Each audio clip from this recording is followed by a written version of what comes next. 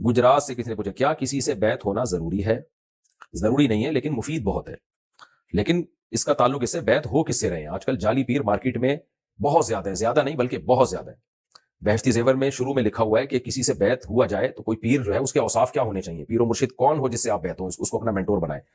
تو اس کا فائدہ یہ ہوتا ہے اگر کوئی صحیح پیر ہے, بدعتی نہیں ہے, عقیدہ بھی توحید پرست ہے, توحید پرست پیر ہے, بدعتی بھی نہیں ہے, اور شریعت کا علم بھی رکھتا ہے وہ, اور خود بھی نیک ہو, حب جاہ, حب مال, حب باہ, ان تین چیزوں کا مریض نہ ہو.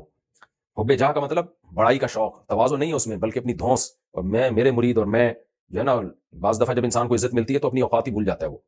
تو یہ سب چیزیں نہ اس کے اندر. پھر حب مال نہ ہو, لالچی نہ ہو, مریدوں کی پینٹوں پہ اور جیبوں پہ نظر ہو کہ اس نے ہدیہ کیوں نہیں دیا اس نے, تو یہ چیز میں نہ ہو. تیسرا حب باہ. حب باہ کا مطلب یہ ہے کہ حلال و حرام میں جو ہے نا, جو اس میں انسان میں اللہ نے مرد میں ایک جزائر رکھی ہے عورت کی طرف. پیروں کے پاس جب خواتین آتی ہیں تو یہ ٹھرک بھی, بہت سے پیر ٹھرکی بھی ہوتے ہیں, بڑے بڑے ان کے اسکینڈل بن جاتے ہیں. جعلی پیروں کی بات کر رہا ہوں. تو واقعی نیک آدمی ہو, کیا شرعی حدود ہیں, بیوی اور غیر محرم میں کیا فرق ہے, وہ جانتا ہو اور عملی طور پر جانتا ہو.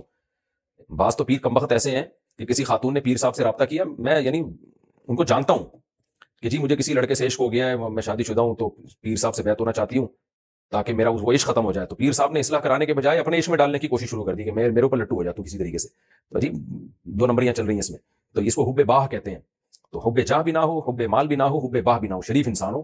اور پھر اتنا بھی کافی نہیں ہے, یعنی نیک نہ ہو بلکہ نیک بنانا بھی جانتا ہو. اس کو گراتے ہو کہ لوگوں کی تربیت کیسے. بعض لوگ نیک ہوتے ہیں لیکن پاگل ہوتے ہیں. سوری, پاگل کا مطلب یہ ہے کہ تھوڑا بیوقوف ہوتے ہیں, تو وہ نیک بنانا نہیں جانتے ہیں, ان کو نہیں پتا ہوتا سوسائٹی کی اصلاح کیسے کی جاتی ہے. تو مصلح بھی ہوں, صالح ہونا کافی نہیں ہے, مصلح بھی ہوں. اور انتہائی اہم ترین شرط یہ ہے کہ اس بارے میں ان کی اپنی رائے کا اعتبار نہیں ہوگا, کسی بڑے بزرگ کی طرف سے ان کو اجازت بیعت بھی ملی ہو. انسان اپنے بارے میں نہیں کہے کہ میں چونکہ یہ سب چیزیں میرے اندر آ گئی لہٰذا میں بیعت کرنا چاہتا ہوں, میں بیعت کر سکتا ہوں اب لوگوں کو. نہ آپ کی اپنی رائے کا اعتبار نہیں ہے. اپنے بارے میں انسان خوش فہمی مبتلا ہوتا ہے. ان سے پہلے جو اکابر گزر چکے ہیں, بڑے گزر چکے ہیں, ان میں سے کسی سے اس کو اجازت بیعت ہو, خلافت ہو, وہ کہیں کہ ہاں جی میں نے ان کو پرکھا ہے, آزمایا, میری رائے کے مطابق یہ بندہ نہ اس میں جاہ کی محبت ہے, نہ مال کی محبت ہے, نہ باہ کی محبت ہے, اور یہ لوگوں کی اصلاح بھی کر سکتا ہے, تو وہ اجازت بیعت بھی دیں.